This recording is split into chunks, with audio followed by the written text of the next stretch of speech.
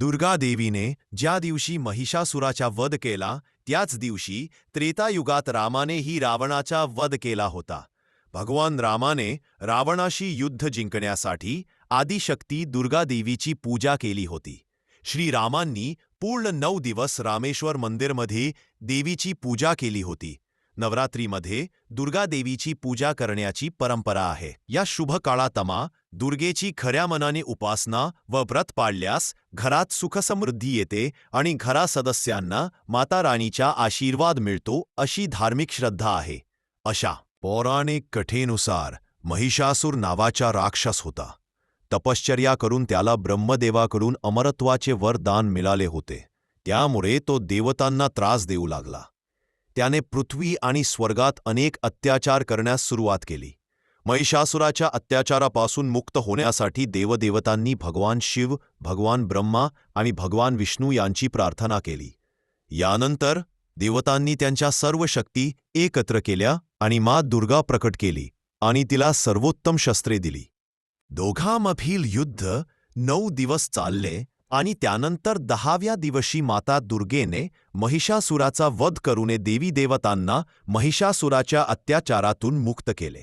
या 9 दिवसांत विशेष पूजा करून देवी देवतांनी देवी दुर्गाला शक्ती प्रदान केली अशी धार्मिक श्रद्धा आहे. तेव्हापासून नवरात्रीची सुरुवात झाली असे मानले जाते. नवरात्रीत आपल्याला नवरंगच नाही तर भाविकांचे नवढंग सुद्धा अनुभवता येतात. ज्याची जशी श्रद्धा तशी त्याची उपासना.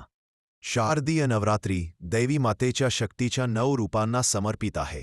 दुर्गा, भद्रकाळी, जगदंबा, अन्नपूर्णा, सर्वमंगळा, भैरवी, चंडिका, ललिता, भवानी आणि मुकांबिका. नवरात्री म्हणजे देवी दुर्गेने महिषासुराचा वध केला तो प्रसंग. आणि 10वा दिवस विजयादशमी म्हणून साजरा केला जातो, ज्या दिवशी श्रीरामाने रावणाशी युद्ध जिंकले आणि सीतेला पुनः प्राप्त. शारदीय नवरात्रीच्या पहिल्या दिवशी शैलपुत्री मातेची पूजा करतात. त्यांचे रूप खूप शांत, नम्र, सोपन आणि दयाळू आहे. मातेच्या उजव्या हातात त्रिशूळ आहे आणि डाव्या हातात कमळाचं फूल आहे. हे देवीच्या अद्भुत आणि शक्तीने भरलेल्या स्वरूपाचं प्रतीक आहे. शैलपुत्री मातेचं वाहन बैल आहे, त्यामुळे त्यांना वृषभारूढा देखील म्हणतात. त्यांचा तपस्वी रूप खूप प्रेरणा देणार आहे. देवी सगळ्या जीवांचं रक्षण करतात आणि त्यांनी खूप कठोर तपश्चर्या केली आहे. नवरात्रीच्या पहिल्या दिवशी त्यांची पूजा आणि व्रत केल्याने देवी आपल्याला संकटातून वाचवतात.